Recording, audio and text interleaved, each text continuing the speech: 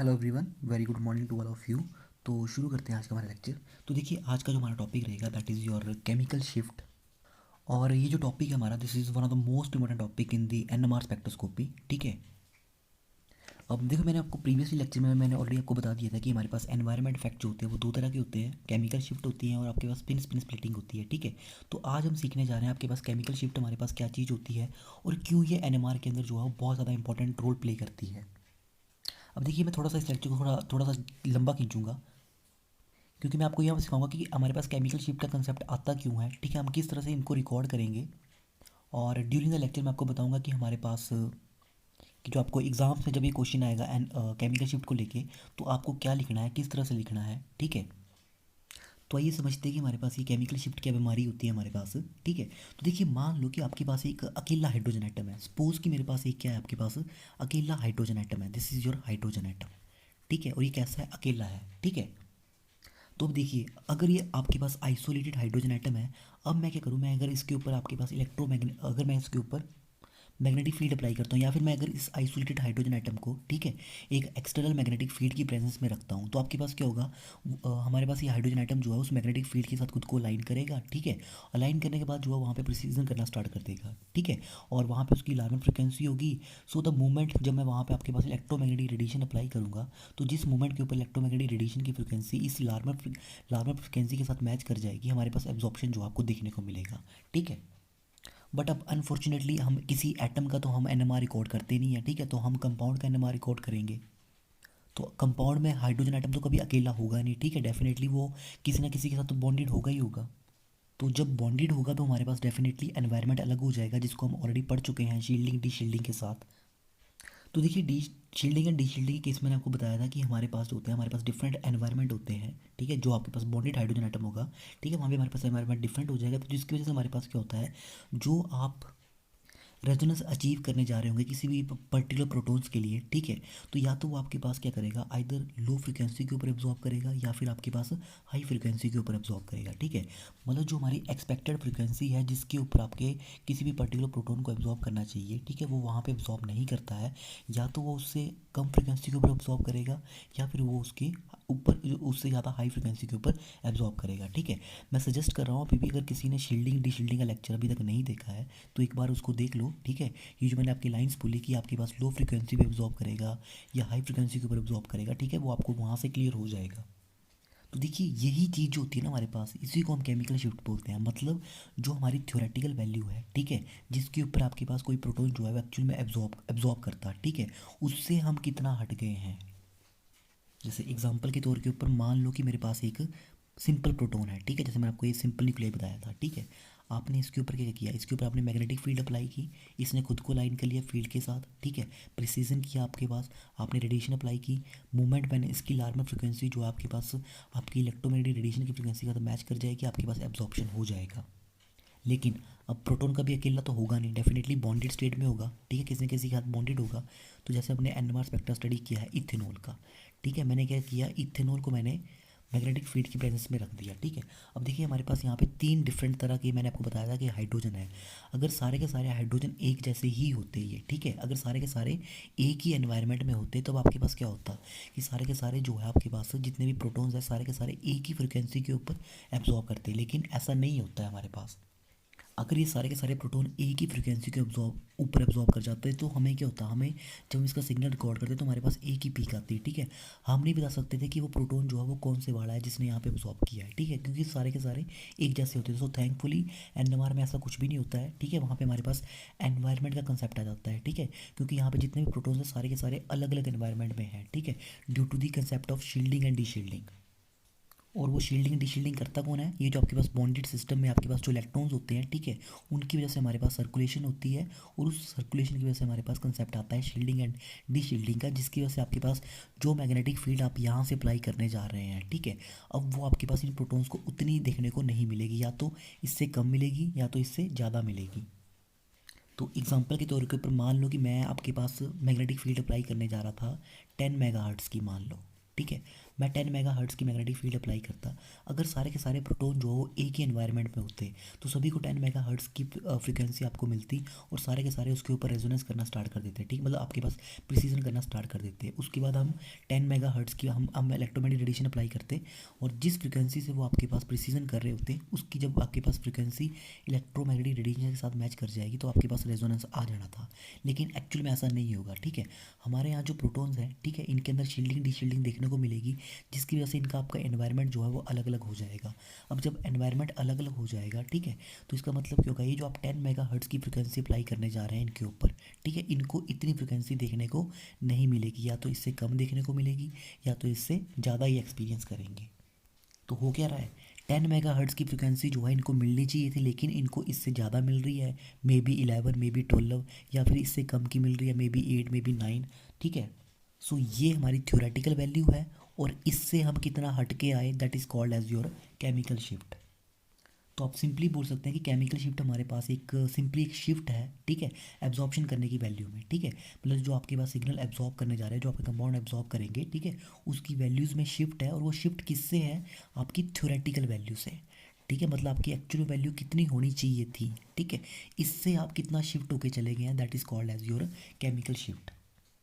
और ये शिफ्ट आया क्यों, ये शिफ्ट इसलिए आया क्योंकि हमारा हाइड्रोजन कभी भी अकेला नहीं होता है, वो किसी ना किसी के साथ बॉन्डेड होता है और बॉन्डेड होने की वजह से यहाँ पे जो बॉन्ड में इलेक्ट्रॉन्स होंगे वो सर्कुलेट करना स्टार्ट करते हैं। तो उन सर्कुलेशन की वजह से हमारे पास एक फील्ड जनरेट होती है, या तो वो इस फील्ड को अपोज करेगी या वो इसको अपने साथ जो है वो म्यूचुअली ओवरलैप कर लेगी। अब देखिए, जब मैंने आपको शील्डिंग एंड डी शील्डिंग पढ़ाया था तो वहाँ पे मैंने आपका एक पैरामीटर इंट्रोड्यूस किया था, ठीक है, that is your shielding parameter, ठीक है। शील्डिंग डी शील्डिंग में आपके पास एक पैरामीटर आता है, that is your sigma, that is your shielding parameter.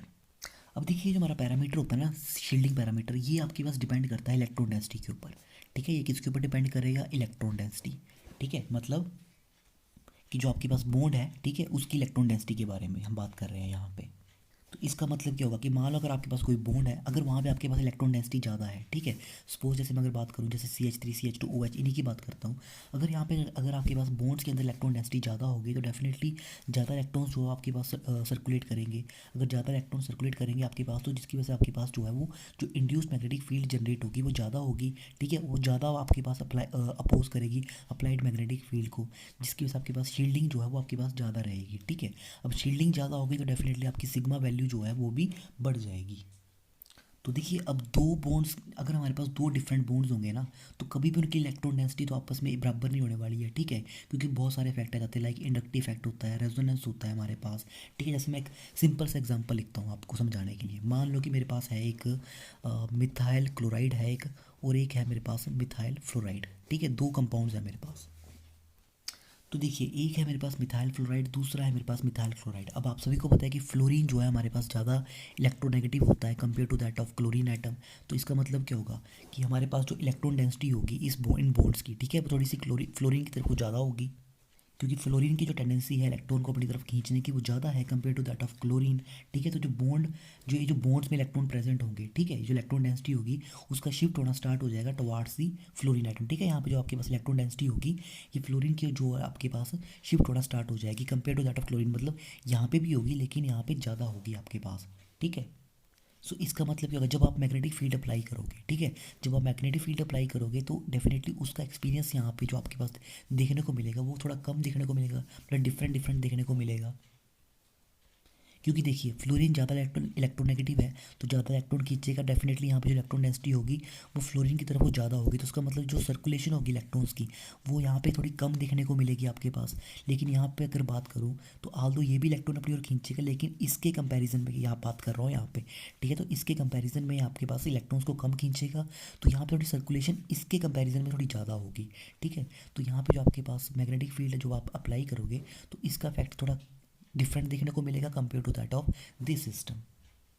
सो इसका मतलब क्या हुआ हमारे पास कि जो आपके पास पैरामीटर है ना, sigma parameter, that is your shielding parameter, ठीक है, ये आपके पास इसका हम यूज़ कर सकते हैं टू प्रिडिक्ट कि हमारे पास किस तरह का फंक्शनल ग्रुप जो आपके पास वो सिस्टम में प्रेजेंट है, मतलब it can be use to predict कि हमारे पास फंक्शनल ग्रुप जो है आपके पास कौन सा प्रेजेंट होगा, क्योंकि सिग्मा की वैल्यू जो होगी आपके पास डिफरेंट डिफरेंट होगी डिफरेंट सिस्टम्स के लिए।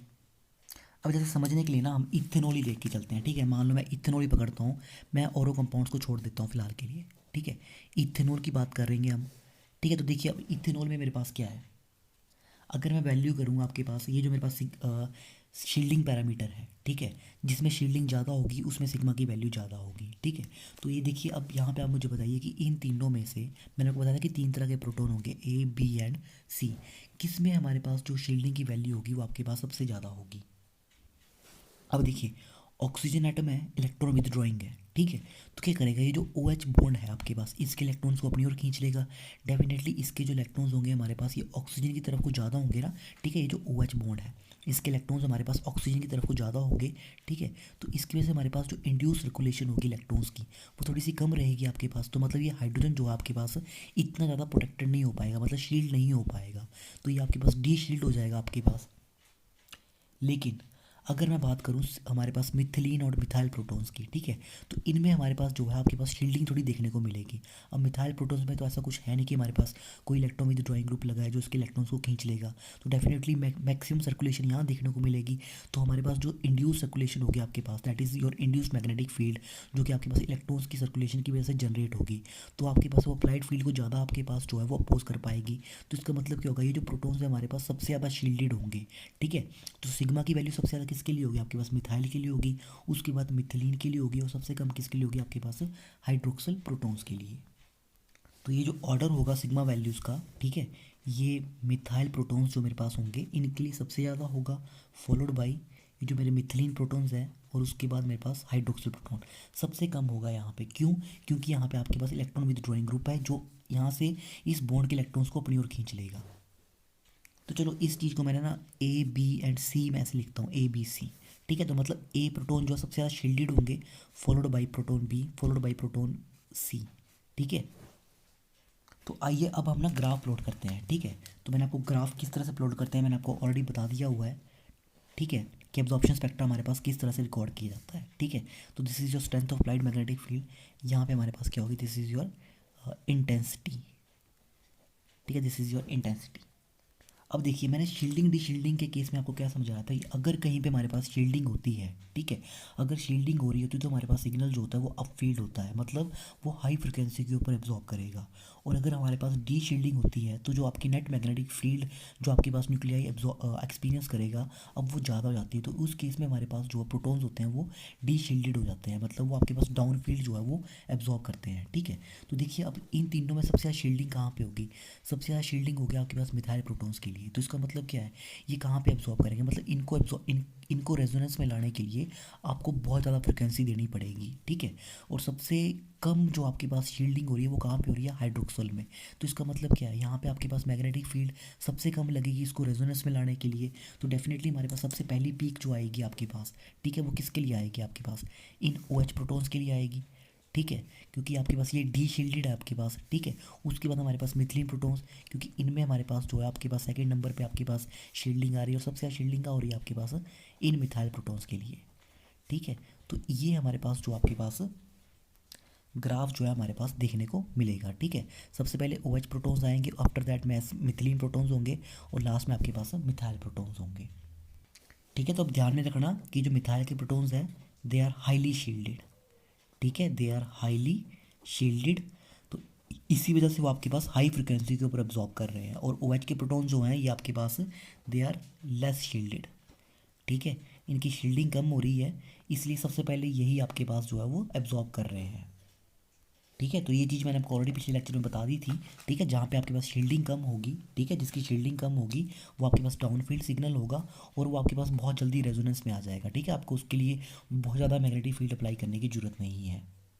तो अब देखिए ना हमें हमें प्रॉब्लम कहाँ पे क्रिएट होती है, अब हमें प्रॉब्लम ये क्रिएट होती है कि जब जब भी हम बात कर रहे हैं ना, जब भी हम बात कर रहे हैं किसी पर्टिकुलर हाइड्रोजन के बारे में, ठीक है, कि मतलब पर्टिकुलर हाइड्रोजन उसने एब्जॉर्ब कर दिया, तो उसकी जो एब्सोल्यूट वैल्यू होती है फाइंड आउट करने के लिए वो बहुत डिफिकल्ट हो जाती है, ठीक है, ठीक है। To calculate absolute value of particular hydrogen is very difficult, मतलब कोई हाइड्रोजन जो है वो किस वैल्यू के ऊपर, मतलब प्रिसाइज वैल्यू जिसके ऊपर वो एक्चुअली एब्जॉर्ब कर रहा है, ठीक है, उसको फाइंड आउट करना थोड़ा बहुत डिफिकल्ट काम हो जाता है हमारे पास।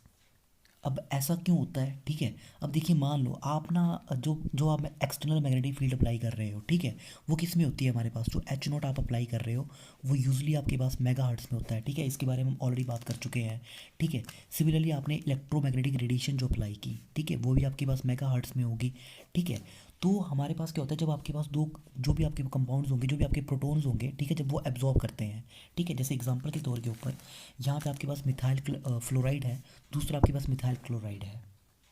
मान लो जब भी ये कंपाउंड एब्जॉर्ब करेंगे हमारे पास, ठीक है, जब भी ये कंपाउंड एब्जॉर्ब करेंगे तो इनकी एब्जॉर्प्शन करने की, जो एब्जॉर्प्शन हमारे पास होगा, उनकी वैल्यूज़ में हमारे पास कितना डिफरेंस होगा, वो आपके पास बहुत ही ज़्यादा, बहुत ही मतलब आपके पास कम देखने को मिलता है। जैसे एग्जांपल के तौर के ऊपर मेरे पास है एक मिथाइल फ्लोराइड, ठीक है, I am having methyl fluoride, और दूसरा है मेरे पास मिथाइल, दिस इज़ ब्रोमाइड, ठीक है।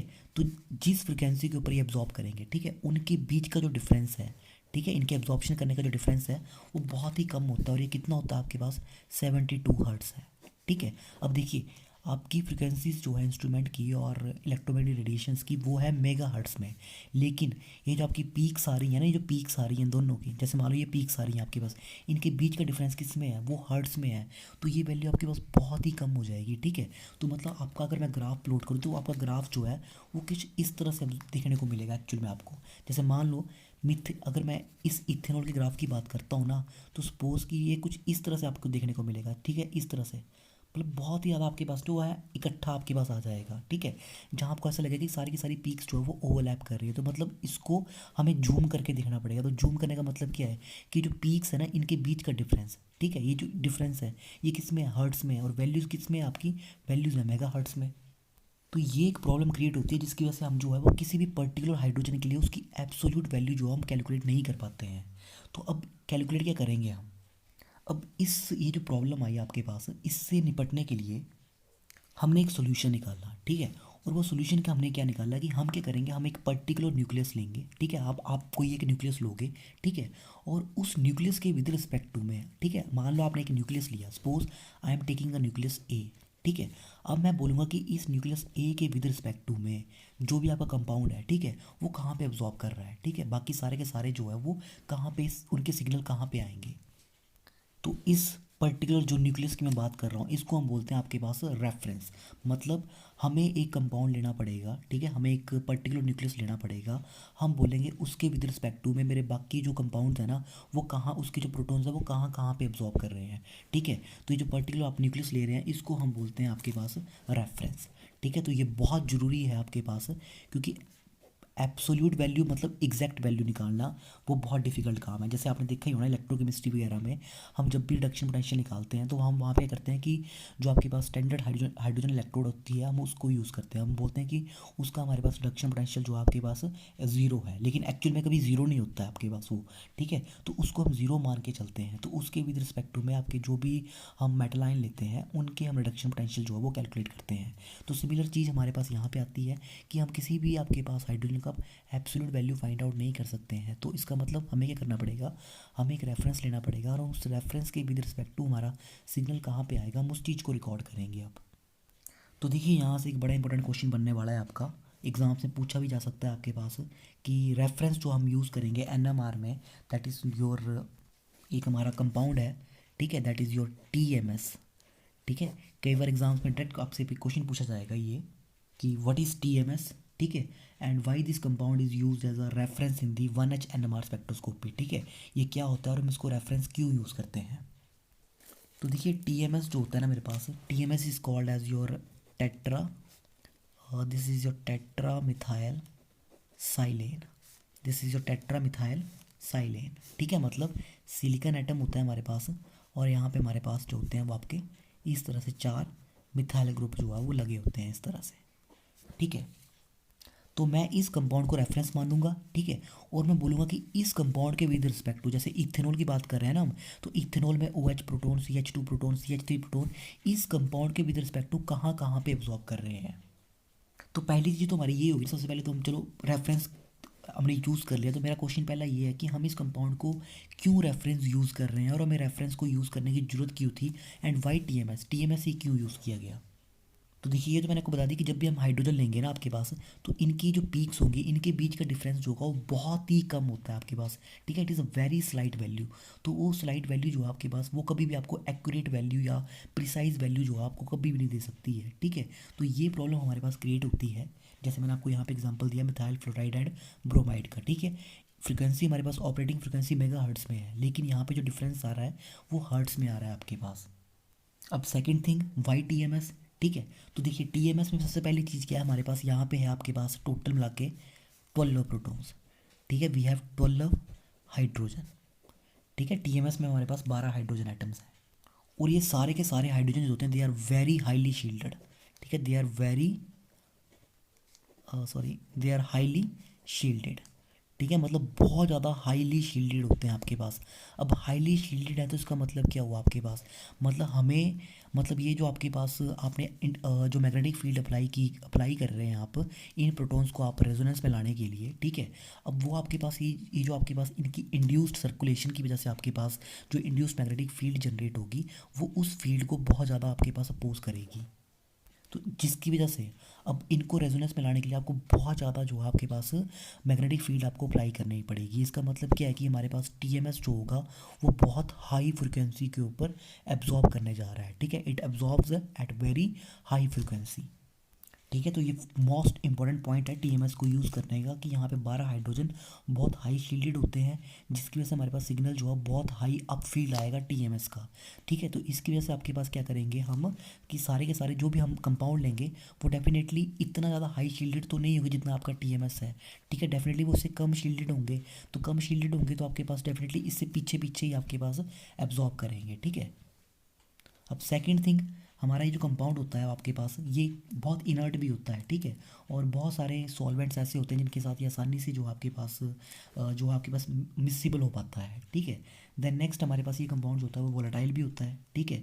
तो इसको हम आसानी से सैंपल से रिमूव भी कर सकते हैं। इसके अलावा हमारे पास इसकी जो पीक होती है वो बहुत ही ज़्यादा इंटेंस पीक होती है, और मैंने आपको बताया कि सारे के सारे प्रोटॉन जो है वो एक ही फ्रिक्वेंसी के ऊपर एब्जॉर्ब करेंगे, तो बहुत शार्प पीक आएगी आपके पास। तो ये कुछ एक रीजंस हैं, तो आप देख सकते हैं, ठीक है। मैं यहाँ पे आपको डायरेक्ट बुक से शो कर देता हूँ कि what is TMS and why TMS is most common reference compound in 1H NMR spectroscopy, ठीक है। तो इंपॉर्टेंट क्वेश्चन है, ठीक है। तो मैंने आपको जैसा बताया कि हमारे पास केमिकली इनर्ट होता है और बहुत सारे सॉल्वेंट के साथ इजीली मिसिबल होता है, वोलेटाइल है नेचर में, तो आसानी से इसको रिमूव कर सकते हैं। Single intense and sharp peak आती है इस कंपाउंड के लिए हमारे पास, ठीक है। और जो 12 के 12 प्रोटॉन्स होते हैं वो हाईली शील्डेड होते हैं सारे के सारे, ठीक है, क्योंकि सिलिकॉन की इलेक्ट्रोनेगेटिविटी बहुत कम होती है आपके पास, ठीक है। तो अब जल्दी से वीडियो को पॉज करो और इसका स्क्रीनशॉट जो है आप यहाँ से खींच सकते हैं आसानी से, ठीक है। स्क्रीनशॉट ले लो इसका। सिमिलरली हमारे पास एक लास्ट पॉइंट है, ठीक है। जब वाटर और हम deuterated water deuterium oxide use यूज़ करेंगे, ठीक है, when it is a solvent, तो टीएमएस जो है हमारे पास it can be used as an external reference in the concentric capillary. आपके जो पहले 4 पॉइंट है वो आपके ज़्यादा इंपॉर्टेंट है, इसको इतना ज़्यादा प्रेफरेंस देने की जरूरत नहीं है, ठीक है। तो आप इसका भी स्क्रीनशॉट ले सकते हैं, अगर आपने ये लिखना है तो आप लिख सकते हैं, लेकिन आपने ये चीज़ याद रखनी है कि टीएमएस जो प्रोटॉन्स होंगे हमारे पास they absorbs at very high field, ठीक है, बहुत हाई फील्ड पे एब्जॉर्ब करते हैं। This is very very important, ठीक है। तो इसका मतलब क्या होगा, अगर बहुत ही हाईली शील्डेड प्रोटॉन्स हैं तो आपकी जो ऑपरेटिंग फ्रिक्वेंसी होगी, मतलब जो आप मैग्नेटिक फील्ड अप्लाई करने जा रहे हैं, ठीक है, आपको उसका अमाउंट जो है बढ़ाना पड़ेगा, ठीक है, उसकी वैल्यू बढ़ानी पड़ेगी, तभी आपकी ये प्रोटॉन जो है वो रेजोनेंस में आएंगे। तो देखिए अब हम प्लॉट क्या करने जा रहे हैं, जब हम ग्राफ प्लॉट करेंगे तो हम वहाँ पे क्या लेने जा रहे हैं, हमारे पास एक वैल्यू आ जाएगी टीएमएस के लिए, ठीक है। अब मुझे क्या करना है, विद रिस्पेक्ट टू टीएमएस जो मेरा कंपाउंड होगा, सैंपल होगा, ठीक है, वो कहाँ पे एब्जॉर्ब कर रहा है मैं उसको देखूंगा। अब जैसे एग्जांपल के तौर पर मान लो कि सपोज कि मैं इस टाइम पे एक टीएमएस हूँ, मतलब मैं आपके लिए एक रेफरेंस हूँ, ठीक है। और आपने क्या किया, आपने ऑपरेशनल फ्रिक्वेंसी जो ऑपरेटिंग फ्रिक्वेंसी है वो लगा दी है, मतलब आपने एक्सटर्नल मैग्नेटिक फील्ड फिक्स कर दी है और लगा दी है, और वो इस तरह से लगाई है कि सपोज कि मैं एब्जॉर्ब कर रहा हूँ, टीएमएस एब्जॉर्ब कर रहा है आपका 10 मेगाहर्ट्ज़ के ऊपर, ठीक है। मैं आपका टीएमएस हूँ इस टाइम के लिए, तो मैंने कितने पे एब्जॉर्ब कर लिया, मैंने एब्जॉर्ब कर दिया आपके पास 10 मेगाहर्ट्ज़ के ऊपर, ठीक है। और ये कब अब्जॉर्ब किया, क्योंकि आपने जो फ्रिक्वेंसी लगाई वो इस तरह से एडजस्ट की है कि मेरा एब्जॉर्प्शन कहाँ आ रहा है, मेरा एब्जॉर्प्शन आ रहा है 10 मेगाहर्ट्ज़ पे, और मैं कौन हूँ, मैं आपका रेफरेंस हूँ इस टाइम पे, ठीक है। तो अब मान लो कि आप लोग हैं सैंपल इस टाइम पे, ठीक है, आप लोग क्या है इस टाइम पे सैंपल है, ठीक है। तो जब आपका एनएमआर रिकॉर्ड किया जाएगा, तो आपके अंदर जो प्रोटॉन्स होंगे, ठीक है, और जो आपकी पीक्स आएंगे, मान लो आप, मैं सैम्पल की बात कर रहा हूँ, ठीक है, मैं डिफरेंट डिफरेंट प्रोटॉन्स की बात नहीं करूँगा आपके अंदर, ठीक है, आप मान लो एक सैम्पल है, ठीक है, तो एट दैट टाइम पे आपके अंदर, मतलब जो एक प्रोटॉन्स की बात कर रहा हूँ, ठीक है, उसकी जो भी पीक आएगी, तो उसकी पीक, ठीक है, आपकी जो पीक होगी और मेरे बीच का जो डिफरेंस होगा वो जितना भी होगा, हम उसको प्लॉट करेंगे अब, ठीक है। तो हम इसके अंदर क्या प्लॉट करने जा रहे हैं, जहाँ पे मेरी वैल्यू आएगी, अब सपोज़ कि मान लो आपकी कुछ भी वैल्यू आ रही है, जैसे यहाँ पे मैंने आपको बता दिया 10 मेगा हर्ट्स है, ठीक है। अब डेफिनेटली आप भी किसी वैल्यू के ऊपर एब्जॉर्ब करोगे, ठीक है, आप जिस भी वैल्यू के ऊपर एब्जॉर्ब कर रहे हो, ठीक है, वो कुछ कुछ ना कुछ तो वैल्यू होगी होगी। ऐसा तो है नहीं कि आप जीरो पे एब्जॉर्ब कर रहे हैं, आप एब्जॉर्ब ही नहीं करेंगे, कहीं ना कहीं तो आप भी एब्जॉर्ब करेंगे, ठीक है। तो आपकी वैल्यू और ये जो मेरी वैल्यू है, इसके बीच में जो डिफरेंस होगा, हम उसको प्लॉट करने जा रहे हैं, ठीक है। तो अब ध्यान रखो, मेरे को ये इस टाइम पे, मैं इस चीज़ से बिल्कुल भी परेशान नहीं हूँ कि आप जहाँ मर्जी अब्सॉर्ब करो, मुझे आपसे कुछ भी लेना देना नहीं है, ठीक है। आप चाहे 9 पे करो, 10 पे करो, जहाँ मर्जी करना आपने करो, ठीक है। मैं यहाँ पे किसकी बात कर रहा हूँ, मैं यहाँ पे सिर्फ और सिर्फ आपके और मेरे बीच का जो डिफरेंस आने वाला है, मैं सिर्फ उसी की बात कर रहा हूँ, ठीक है। कहीं ना कहीं तो आपने अब्सॉर्ब करना ही है, आप करते जाओ, मुझे नहीं उससे फ़र्क पड़ने वाला है, लेकिन मैं यहाँ पे बात कर रहा हूँ जो डिफरेंस आने वाला है मेरा और आपके बीच में। जैसे सिंपल एग्जांपल है आपके पास, मैं अगर आपको बोल लूँ कि मान लो कि मेरे पास हैं इस टाइम पे 1000 रुपये, ठीक है, और मैं अगर बोलूँ कि आपके और मेरे बीच की जो डिफरेंस है ना मनी का, वो है आपके पास पूरा 100 रुपये, ठीक है।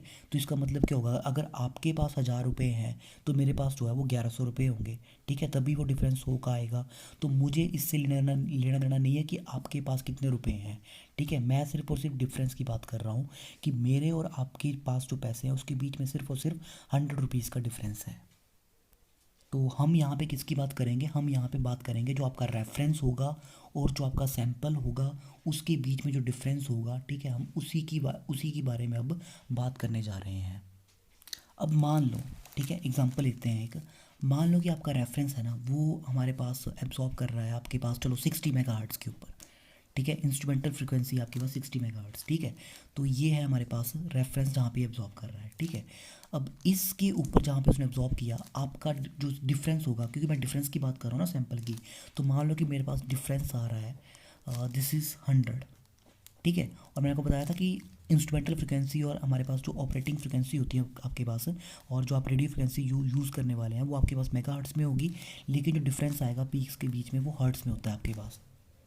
तो सपोज़ कि आपका रेफरेंस जो है वो है आपके पास 60 मेगाहर्ट्ज़ के ऊपर, ठीक है, और जो डिफरेंस आ रहा है वो आपके पास कितना आ रहा है, ओनली 100 मेगाहर्ट्ज़ आ रहा है, ठीक है। मेगाहर्ट्ज़ का इंस्ट्रूमेंट होता, ठीक है, अगर मैं 1 मेगाहर्ट्ज़ के ऊपर आपका एक रेफरेंस एब्जॉर्ब करता, तो ये डिफरेंस कितना आता हमारे पास, तो डेफिनेटली हमारे पास डिफरेंस आता 100/60, ठीक है, यही आता। मतलब ये क्या चीज़ आई मेरे पास, 100 क्या चीज़ है मेरे पास, ये जो डिफरेंस आ रहा है, ठीक है, दैट इज़ डिफरेंस। यही है ना कि रेफरेंस और जो सैंपल है उसकी वैल्यूज़ के बीच में डिफरेंस कितना है। सैंपल की वैल्यू कहाँ पे आई, कितने पे एब्जॉर्ब किया, उससे मुझे मतलब नहीं है, मुझे किससे मतलब है, सिर्फ डिफरेंस कितना आया, ठीक है। तो इसका मतलब क्या हुआ, this is difference in frequency, ठीक है, this is difference in frequency divided by 60। मेरे पास क्या है, 60 है मेरे पास जो ओरिजिनल फ्रिक्वेंसी है, ठीक है, this is your original frequency, this is your original frequency. मतलब मैं आपको फिर से समझाता हूँ, मैंने क्या लिखा था, मैंने लिखा था कि मान लो कि मेरे पास एक रेफरेंस है, ठीक है, अगर वो 60 मेगाहर्ट्ज़ पे अब्जॉर्ब कर रहा है तो हमारे पास डिफरेंस आ रहा है सैंपल और रेफरेंस के बीच में सिर्फ 100 हर्ट्ज़ का, ठीक है। तो मैंने बोला कि अगर रेफरेंस 1 मेगाहर्ट्ज़ पे अब्जॉर्ब करता तो ये डिफरेंस कितना आता, ये डिफरेंस आता 100/60। 100 मेरे पास क्या है, डिफरेंस है फ्रिक्वेंसी का, किसके बीच में, रेफरेंस के बीच में और सैंपल के बीच में, ठीक है। और 60 मेरे पास क्या है, 60 है मेरे पास आपके जो ओरिजिनल फ्रिक्वेंसी है उसकी बात हो रही है। तो ये जो डिफरेंस आया मेरे पास 1 मेगाहर्ट्ज़ पे जो डिफरेंस होगा, मान लो दिस इज़ एक्स, ठीक है, इसको मैं लिख देता हूँ आपके पास एक्स, ठीक है। तो एक्स मेरे पास क्या हो जाएगा, एक्स हो जाएगा मेरे पास डिफरेंस इन फ्रिक्वेंसी, किसकी फ्रिक्वेंसी, जो आपने मैग्नेटिक फील्ड अप्लाई की थी, ठीक है, किसके लिए, रेफरेंस के लिए, ठीक है। रेफरेंस क्या था आपका TMS, माइनस किसकी किसके बीच में डिफरेंस है ये फ्रिक्वेंसीज का, this is reference and sample, ठीक है। ये डिफरेंस किसका आ रहा है, difference in frequency, this is reference minus sample, और किस में है, हर्ट्स में है, ठीक है। मैं फिर से रिपीट कर रहा हूँ, ये डिफरेंस इन फ्रिक्वेंसी किसका है, रेफरेंस एंड सैंपल। मैंने क्या बात की थी कि आपके पास रेफरेंस से कितनी दूर आपकी जो है वो सैंपल एब्जॉर्ब कर रहा है, तो उसका जो डिफरेंस है हम उसको लेने जा रहे हैं। मुझे ये नहीं लेना है कि आपका सैंपल कहाँ पे एब्जॉर्ब कर रहा है, मुझे सिर्फ और सिर्फ क्या चाहिए, पीक्स के बीच का डिफरेंस कितना है, बस मैं उसकी बात कर रहा हूँ। और ये पीक्स कौन सी, ये आपका रेफरेंस होगा, ये आपका सैंपल होगा। दिस इज़ डिवाइडेड बाई, और ये क्या ओरिजिनल फ्रिक्वेंसी किसकी है, ये रेफरेंस की है, ठीक है। This is H reference. अब देखिए एच रेफरेंस मेगा हर्ट्स में है, फ्रिक्वेंसी ऑफ सैंपल जो एब्जॉर्ब करेगा, ठीक है, वो भी आपके पास मेगा हर्ट्स में करेगा। इन दोनों का डिफरेंस किस में आ रहा है, difference is coming in hertz, ठीक है, difference in frequency is in hertz. तो ये याद रखना आप लोगों ने, ठीक है, कि हमारे पास जो डिफरेंस आ रहा है, दिस डिफरेंस जो है this is coming in hertz, लेकिन ओरिजिनल फ्रिक्वेंसी किस में है, मेगा हर्ट्स में, ठीक है। और ये जो हमारे पास डिफरेंस निकलता है, this is called as your chemical shift.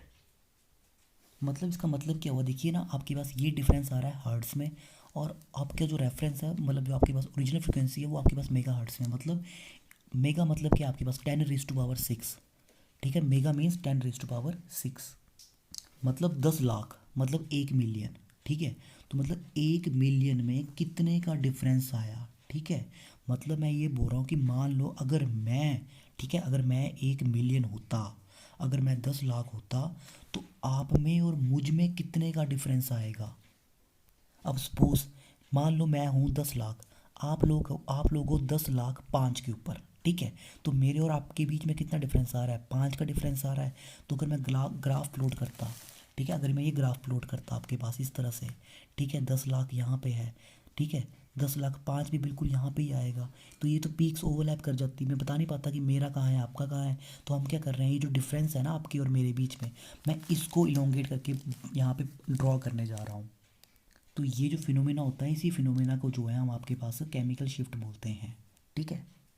और देखिए इस केमिकल शिफ्ट को ना हम पीपीएम की फॉर्म में मेज़र करते हैं, पार्ट्स पर मिलियन। जैसा मैंने आपको अभी बताया कि हर मिलियन में कितने का डिफरेंस आया, ठीक है, हर मिलियन में कितने का डिफरेंस आया, that is your ppm scale, ठीक है।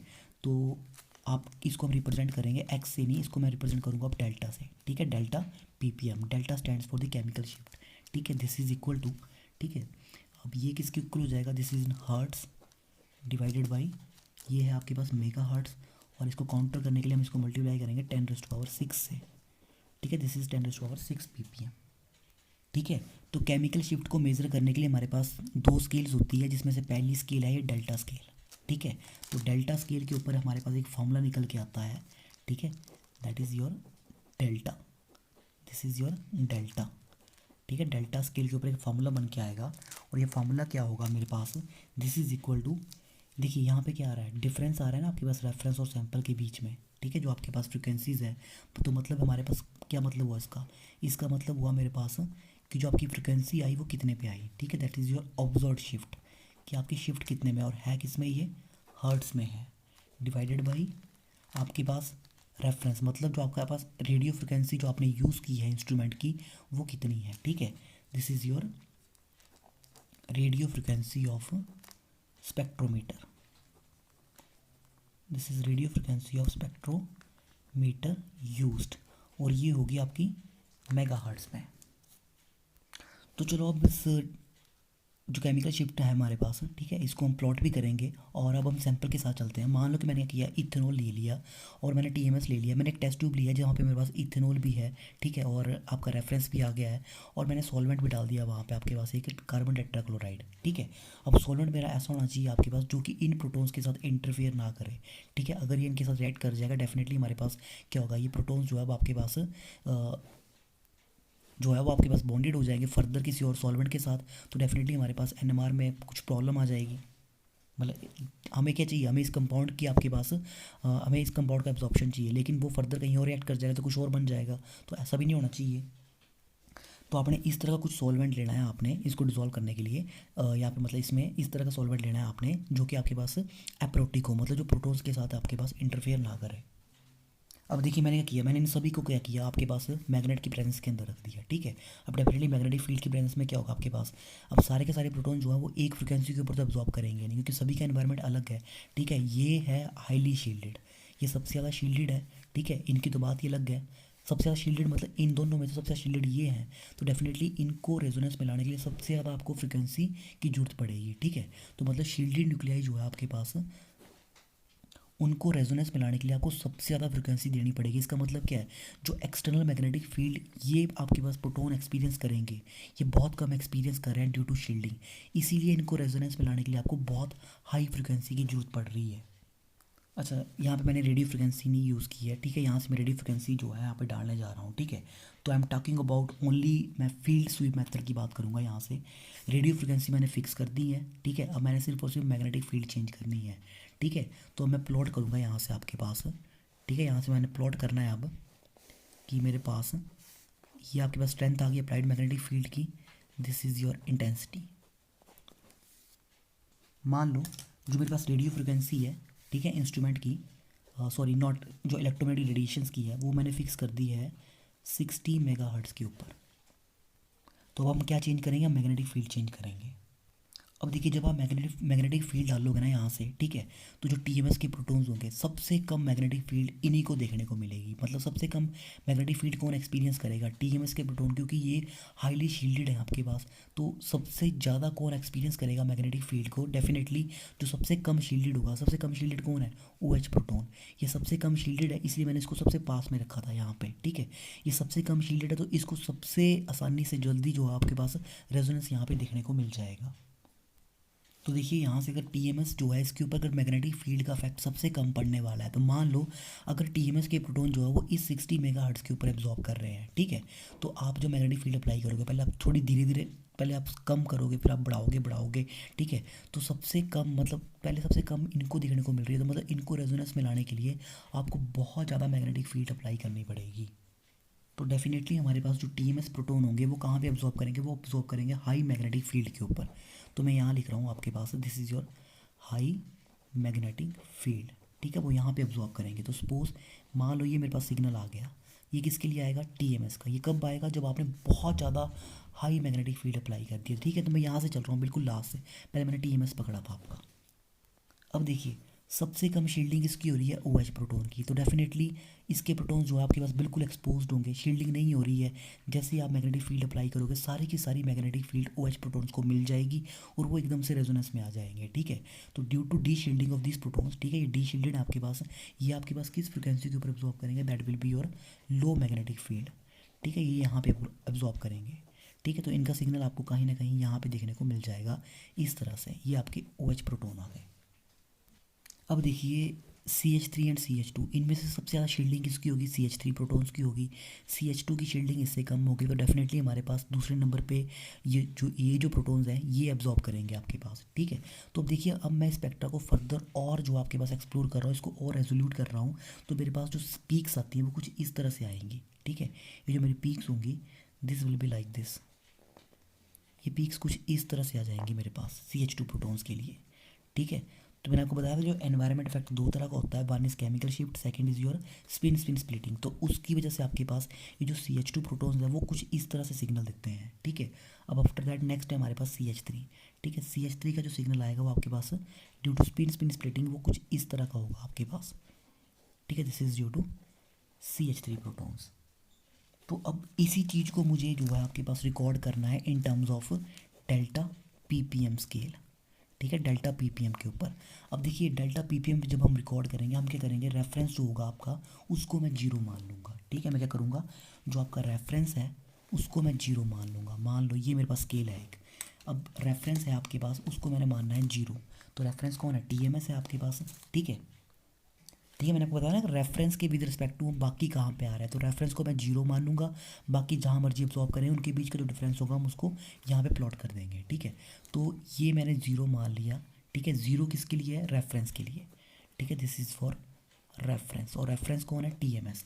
तो मतलब देखो, टीएमएस कहाँ एब्जॉर्ब कर रहा है, हाई मैग्नेटिक फील्ड के ऊपर, ठीक है। दिस इज़, तो इसका मतलब क्या, zero stands for highly shielded, ठीक है। This is highly shielded. इसका मतलब कि अगर मेरे पास सिग्नल जो है डेल्टा स्केल के ऊपर अगर ज़ीरो के ऊपर आता है, तो वो सिग्नल हाईली शील्डेड होगा, इसका मतलब ये है। और वो किसका है, वो है रेफरेंस का, ठीक है।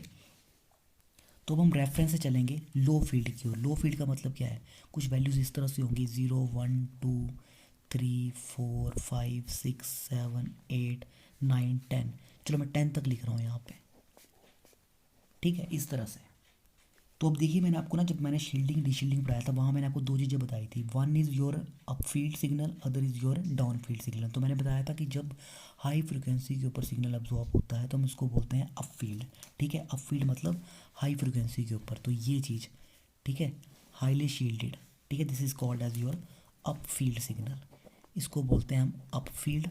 ठीक है, टुवार्ड्स द टीएमएफ, याद रखना, this is your towards TMS की तरफ को। ठीक है, और ये क्या हुआ, अवे फ्रॉम टीएमएस। ठीक है, इसको हम बोलते हैं आपके पास down field, this is your down field, मतलब डी शील्डिंग हो रही है आपके पास इस रीजन में। ठीक है, डाउन फील्ड, या फिर this is your least shielded. ठीक है, या फिर आप इसको बोल सकते हैं this is far from TMS. तो याद रखना, जब भी आपके पास कोई डाउन फील्ड सिग्नल होगा या डी शील्डेड न्यूक्लियाई होगा आपके पास, तो उसकी जो वैल्यू होगी वो टीएमएस से परे होगी जाके आपके पास, और जब टीएमएस की तरफ को होगी तो आपके पास शील्डेड होगा। ठीक है, दिस इज शील्डेड।